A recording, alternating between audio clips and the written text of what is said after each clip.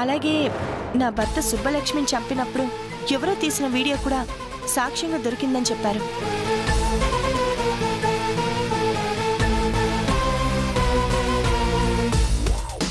So సంఘటన జరిగినప్పుడు రామరాజు సుబ్బలక్ష్మిలతో పాటు మూడో వ్యక్తి కూడా అక్కడే ఉన్నట్టు కదా సీత గారు?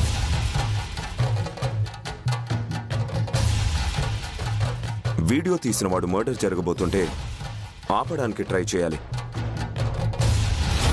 లేదా భయం అనిపిస్తే పోలీసులకైనా ఇంటిమేట్ చేయాలి. ఆ రెండూ చేయకుండా వీడియో మాత్రమే పోలీసులకు హ్యాండ్ ఓవర్ చేశాడంటే దాని అర్థం ఏంటి?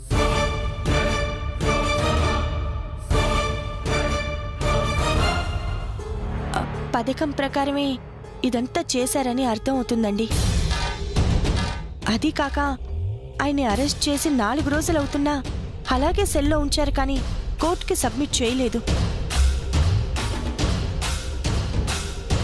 ఎఫ్ఐఆర్ ఫైల్ చేయలేదని నేను సిఐని అడిగితే నా మీదే రివర్స్ అవుతున్నాడు. గవర్నమెంట్కి కాకుండా ఆ శకుంతల దేవికి తొత్తులా పనిచేస్తున్నాడు. పలుకుబడి ఆజమాయిషీ చేస్తే అధికారం కూడా చచ్చుబడి ముడుచుకొని ఉండాల్సిన పరిస్థితి దాపురించింది సీత గారు.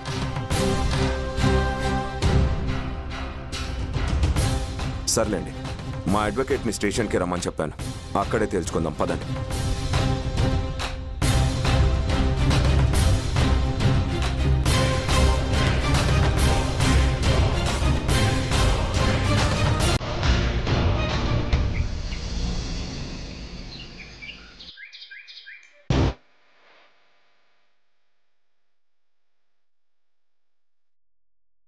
హలో మేడం,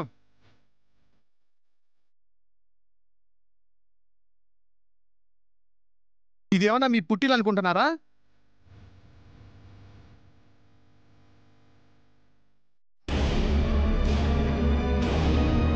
ఎప్పుడు పడితే అప్పుడు సమయం సందర్భం లేకుండా వస్తున్నారు. అసలు రావద్దని ఇప్పటికే చాలా సార్లు చెప్పాను. మర్యాదగా బయటికి వెళ్ళండి. అది కాదు సార్, ఒకే ఒక్కసారి చాలా ముఖ్యమైన విషయం మాట్లాడి వెళ్ళిపోతాను. ఏమయ్యా హెడ్, ఈవిడికి ఇలా చెప్తే అర్థం కాదయ్యా. బయటికి పంపించాయి.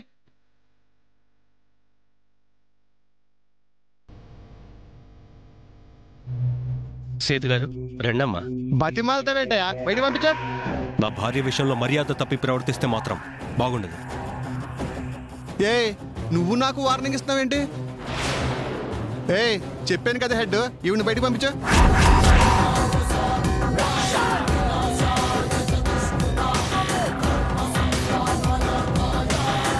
పద్ధతులు తప్పినా రూల్స్ దాటినా నిన్ను ఉద్యోగంలో నుంచి బయటికి ఈడ్చాల్సి వస్తుంది మిస్టర్ శరత్.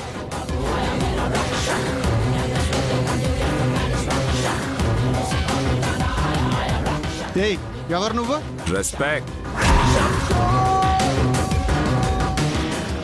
రెస్పెక్ట్ ఇచ్చి మాట్లాడు మిస్టర్ ఇన్స్పెక్టర్.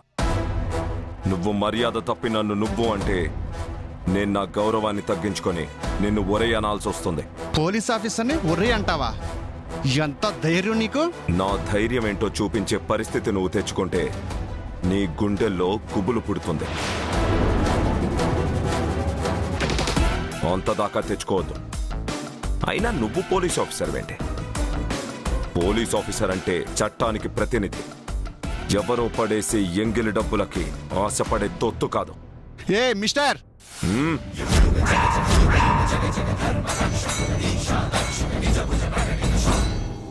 నువ్వు నీ హద్దు దాటితే నేనేంటో నీకు చూపించాల్సి వస్తుంది. అంతవరకు తెచ్చుకోవద్దు. Finger down. I said finger down.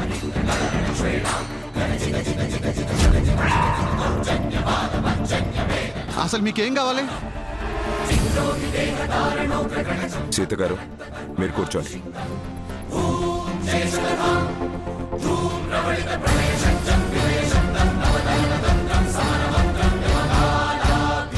ఇప్పుడు చెప్పండి. సుభాష్ చంద్ర గారు,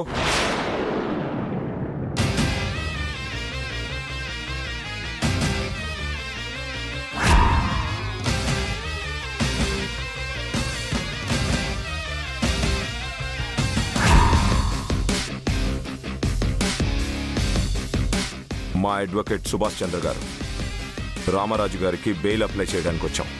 డీటెయిల్స్ కావాలి. డీటెయిల్స్ ఇవ్వడం కుదరదు.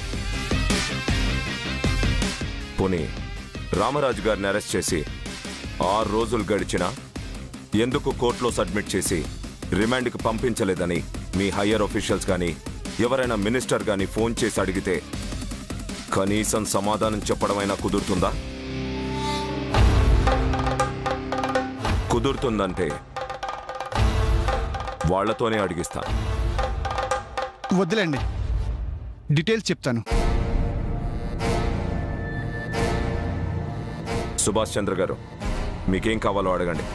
FIR copy, post mortem report, forensic report కావాలి. అంటే అది ఏంటి, ఎఫ్ఐఆర్ ఫైల్ చేయలేదా? మాకివ్వడం వీలు పడదా?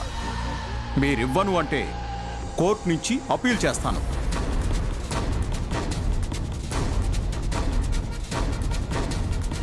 వాసుదేవ్ గారు, మీకు చెప్పాను కదా, ఎఫ్ఐఆర్ ఫైల్ చేయలేదు. పోస్ట్ మార్టం రిపోర్ట్లో ఫింగర్ ప్రింట్స్ ఉన్నాయని చెప్తున్నారే తప్ప అసలు ఆ రిపోర్ట్స్ ఉన్నాయో లేదో కూడా తెలియదండి. నా భర్తని కోర్టుకి ఎందుకు పంపించలేదు అని నిలదీస్తే యూనిఫామ్ని అడ్డు పెట్టుకుని జులుం చేస్తున్నాడు. సుభాష్ చంద్ర గారు, మీకు ఇంకేమన్నా వివరాలు కావాలా? వాసుదేవ్ గారు, పోలీసులకు బాడీ ఎక్కడ దొరికింది? మర్డర్ జరిగినట్టు ఇన్ఫర్మేషన్ ఇచ్చింది ఎవరు?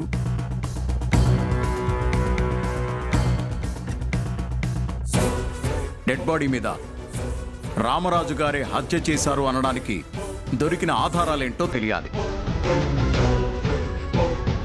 విన్నారుగా, సమాధానం చెప్పండి.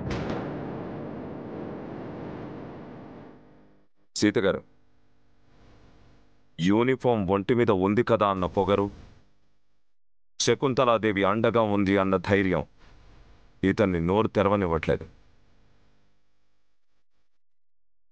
రామరాజు గారికి ఎలా పేలిప్పించి బయటికి తీసుకురావాలో నాకు బాగా తెలుసు.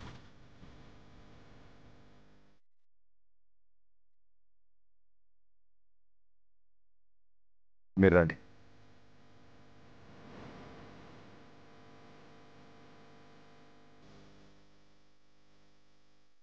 చూడు ఇన్స్పెక్టర్, శకుంతలాదేవిని నమ్ముకుంటే నీ జేబు నిండుతుందేమో కానీ వాసుదేవికి ఎదురు తిరిగితే నీకు 100 ఏళ్ళు నిండిపోతాయి. నేను చట్టాన్ని గౌరవిస్తాను. దానికి నీలాంటి వాళ్ళు విలువ ఇచ్చినంత వరకే. నువ్వు ప్రొసీజర్స్, రూల్స్ బ్రేక్ చేస్తే నీలాంటి చీడపురుగుల్ని ఏరిపారేస్తాను. రేపటికల్లా మా అడ్వకేట్ చేతుల్లో FIR copy, post mortem report ఉండాలి. లేదంటే మీ శకుంతలాదేవి కూడా నేను కాపాడలేదు. జాగ్రత్త. లాయర్ గారు, సార్, మీరు బయట వెయిట్ చేయండి. Okay sir.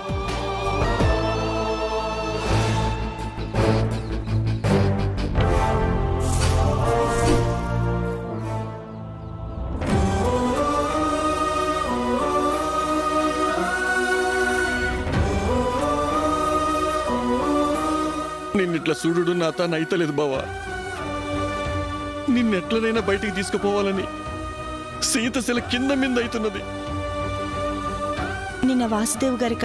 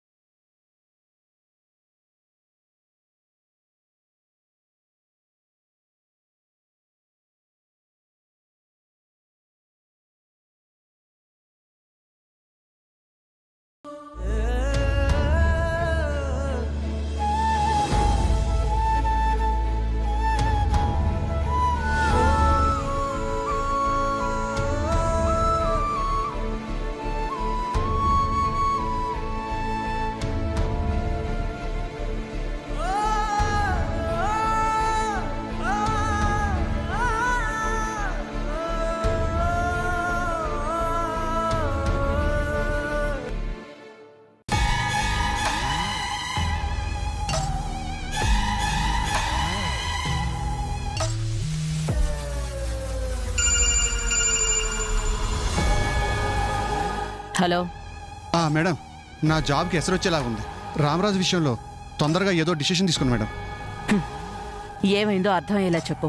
అది ఎవరో వాసుదేవ్ అంటే మేడం. సీత ఆ వాసుదేవిని అడ్వకేట్ని వెంట పెట్టుకుని స్టేషన్కి వచ్చింది మేడం. తీసుకొస్తే ఆ వచ్చిన వాళ్ళు ఏ ఆధారాలతో రామరాజుని అరెస్ట్ చేసావని నిలదీశారు. అడ్వకేట్ ఏమో పోస్ట్మార్టం రిపోర్టు, ఎఫ్ఐఆర్ కాపీ చూపించమని అడిగారు. నాకైతే టెన్షన్కి యూనిఫామ్ మొత్తం తడిచిపోయింది మేడం. నేను చూపించనని చెప్పాను మేడం, కానీ ఆ వాసుదేవ్ హైర్ అఫీషియల్స్కి కంప్లైంట్ చేస్తానని నన్ను బెదిరించాడు మేడం. నేను వెంటనే ఎఫ్ఐఆర్ పోస్ట్మార్టం రిపోర్టు ఆయన సబ్మిట్ చేయకపోతే ఈ యాక్షన్ తీసుకుంటాను అని చెప్పాడు మేడం. నీ మీద యాక్షన్ తీసుకునే వరకు ఎదురు చూడడం ఎందుకు? ఇమ్మీడియట్గా ఎఫ్ఐఆర్ ఫైల్ చేసి పోస్ట్ మార్టం రిపోర్ట్ అటాచ్ చేసి వాళ్ళకివ్వు. మేడం, నువ్వు కరెక్ట్గానే విన్నావు. చెప్పింది చెయ్యి, మిగతా నేను చూసుకుంటాను.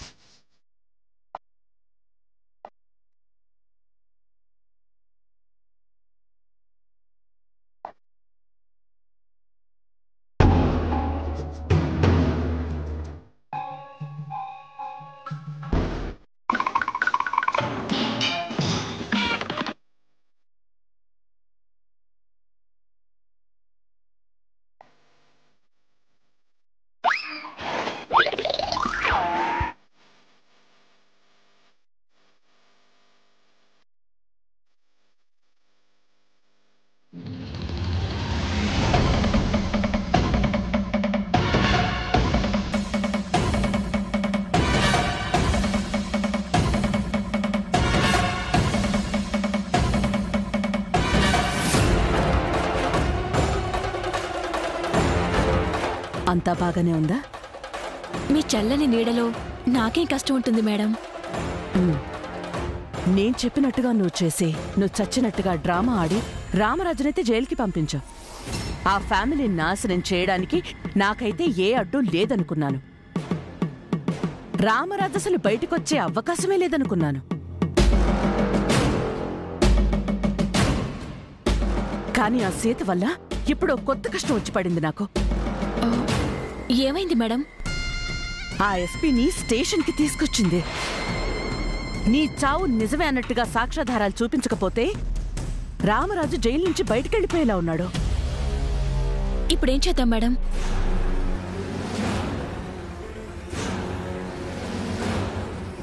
ఇంతదాకా నా పగ కోసం అన్ని విధాలా సహాయం చేసిన నువ్వు అవసరమైతే మరో సాయం కూడా చెయ్యాల్సి ఉంటుంది. తప్పకుండా మేడం, మీ పగ కోసం నా ప్రాణాలైనా ఇస్తాను. ఏం చేయాలో త్వరలోనే చెప్తాను.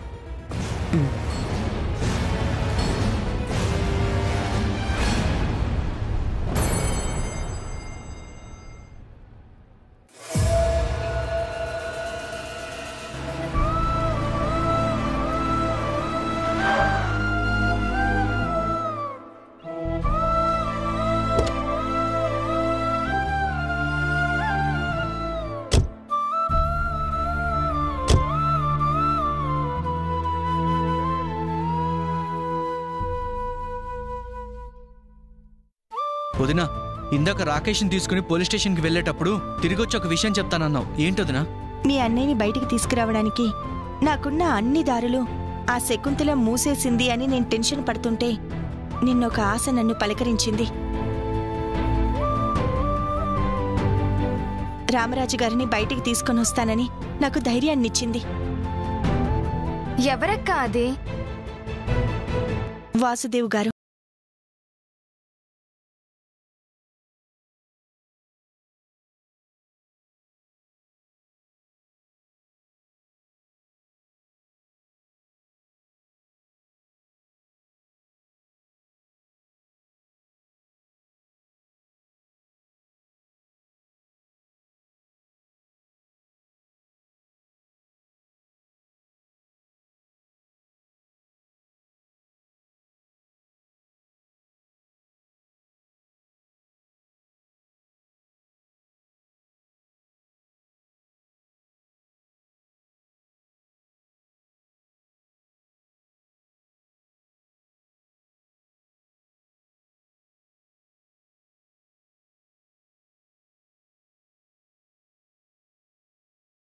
చేస్తారని నమ్మకం ఏంటి? వాసుదేవ్ గారు గస్మంటోన్ లెక్క అనిపిస్తలే సిల్లే. అరే నేను చూసిన కదా, ఆయన మాట నీకు ఖచ్చిగున్నది. నీతిమంతుని లెక్క కొడుతున్నాడు. వాసుదేవ్ గారి గురించి నేను విన్నాను. చాలా నిజాయితీగా ఉంటారంట. న్యాయం పక్కనే తప్ప అన్యాయం నీడని కూడా తనని తాకనివ్వరంట. అది నిజమైతే మంచిదే శ్రవణ్. కానీ ఎవరి మనస్తత్వం ఎప్పుడు ఎలా మారుతుందో ఎవరు చెప్పొచ్చాం? ఆ శకుంతల చాలా కంత్రిది. ప్రస్తుతం అవకాశాలన్నీ తనకు అనుకూలంగా ఉన్నాయి. పెద్ద లాయర్స్ దగ్గర నుంచి చిన్న చితికా లాయర్ల దాకా ఆవిడ ఆధీనంలో ఉంచుకుంది. ఇన్స్పెక్టర్ని తన గుప్పెట్లో పెట్టుకుంది. వాస్తవ్ గారు మనకి సపోర్ట్ గా ఉన్నారని తెలిసి ఆయన్ని కూడా ఏదో ఒక రకంగా ప్రలోభ పెట్టి తనకి అనుగుణంగా మార్చుకోదన్న గ్యారంటీ ఏంటి? కరెక్టే దాక్షాయణి వదిన. ఎలాగో అన్ని విధాలుగా నష్టపోయాం. కోరి సహాయం చేసి వస్తానంటే కాదండం ఎందుకు చెప్పు? ఒక రాయిస్తే పోయేదే ఉంది. నాని, అది కాదు. పోనీ నీ దగ్గర మీ బావగారిని బయటికి తీసుకురావడానికి మరో మార్గం ఉందా? ఉంటే చెప్పు. ఇదంతా చేసే బదులు అసలేం జరిగిందో బావగారితో నిజం చెప్పిస్తే బయటికి తీసుకొచ్చే అవకాశం ఉంటుంది కదా. అదేటండి, అమ్మ పెట్టదో అడుగు తినవదన్నట్టు అమ్మగారిని చేయనవరో మీరు చేయరు. చూడండి, ఆ శకుంతలని ఎదుర్కొని ఆయన్ని బయటికి తీసుకురావాలంటే మనకి నిజం ఒకటే తెలిస్తే సరిపోదు. ఆవిడ్ని ఎదిరించి నిలకడగా నిలబడగలిగే ధైర్యం కావాలి. శకుంతల కదిపే పావులకి చెక్ పెట్టగలిగే నిజాయితీ కావాలి. ఇప్పుడు అవన్నీ వాసుదేవ్ గారిలో ఉన్నాయి. ఆయన మాట నిలబెట్టుకుంటారన్న నమ్మకం కూడా ఉంది. మీరు ఎవరు ఎలాంటి అనుమానాలు పెట్టుకోకండి.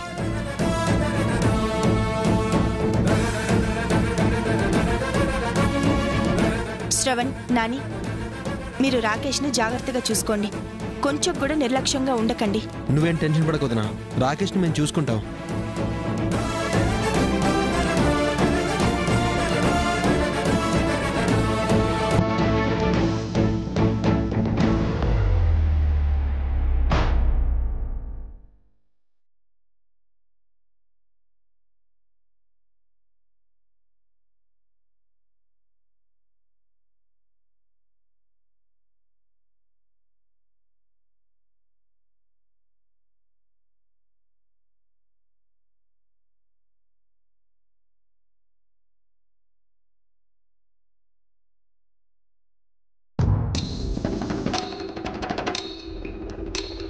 దాక్షాయిని, ఆకలేస్తే చెగోడీలు తినొచ్చు కదా, గోర్లు ఎందుకు తింటున్నావు? చూడు సరస్వతి, నేనసలే టెన్షన్లో ఉన్నాను. పిచ్చి కామెడీలు చేశావంటే పీక నొక్కి చంపేస్తాను. బావగారు అలా చేశారనే లోపలేశారు. ఆయన్ని తీసుకురావడానికి అక్క 3 చెరువుల నీళ్లు తాగుతోంది. ఇప్పుడు నువ్వు కూడా నన్ను చంపి జైలుకెళ్తే బయటికి తేవడానికి ఆ బ్రహ్మదేవుడి వల్ల కూడా కాదు. సర్లే, ఇంతకీ ఎందుకు టెన్షన్ గా ఉన్నావో చెప్పు. నా బుర్ర తినే బదులు ఈ ప్రశ్న ఏదో ముందే అడగొచ్చు కదా. ఇప్పుడు అడుగుతున్నాను, చెప్పొచ్చు కదా. అది కాదు సరస్వతి, అక్క ముందేమో ఆ శకుంతలను నమ్మింది, ఆవిడ హ్యాండ్ ఇచ్చింది. ఇప్పుడు వాస్తవ్ గారి మీద ఆధారపడుతోంది. ఆయన హ్యాండ్ ఇస్తే ఆయన హ్యాండ్ ఇచ్చినా మనకి బ్యాండ్ వేద్దామని చూసినా బీరువాలో 6 కొత్త చీరలు, బయట 2 చిరిగిన చీరలు, కలర్ పోయిన డ్రెస్సులు తప్ప నష్టపోవడానికి ఇంక మన దగ్గర ఏముంది? సరే, ఆయన వల్ల మనం నష్టపోవడానికి ఏమీ లేదనుకుందాం. కానీ ఆ శకుంతల వల్ల మనకి పెద్ద ప్రమాదం పొంచి ఉంది కదా. ఏంటది? అక్క రాకేష్ ని తీసుకొచ్చి ఇంట్లో పెట్టింది. మన వాళ్ళని కాపలాగా పెట్టింది. బావగారు బయటికి రావడానికి మనకున్న ఒకే ఒక ఆధారం ఈ రాకేష్ గాడు. బావగారు బయటికి రాకుండా ఆపాలని పట్టుదలగా ఉన్న శకుంతల రాకేష్ విషయంలో తెగించకుండా ఎందుకుంటుంది? కిడ్నాప్ చేయిస్తుంది, లేదంటే లేపేయాలని చూస్తుంది.